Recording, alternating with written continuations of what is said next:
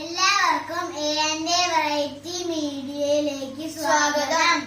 ഒരുപാട് ദിവസങ്ങൾക്ക് ശേഷമാണ് ഞങ്ങൾ ഒരു വീഡിയോയുമായി നിങ്ങളുടെ മുന്നിലെത്തുന്നത്.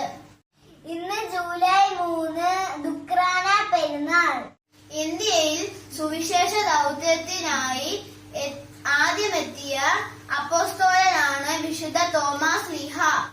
ജൂലൈ 3-നാണ് ഇന്ത്യയിൽ മരിച്ച വിശുദ്ധ തോമാസ് ലീഹായുടെ ഭൗതിക അവശിഷ്ടങ്ങൾ മെസൊപ്പൊട്ടേമിയയിലെ എഡേസയിലേക്ക് കൊണ്ടുപോയത്. ഈ ദിവസമാണ് സെന്റ് തോമസ് ദിനമായി ആചരിക്കുന്നത്.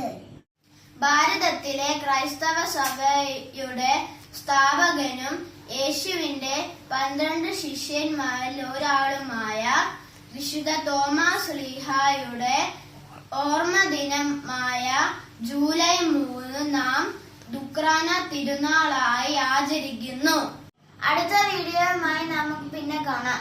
Signing off from Aaron and Aiden.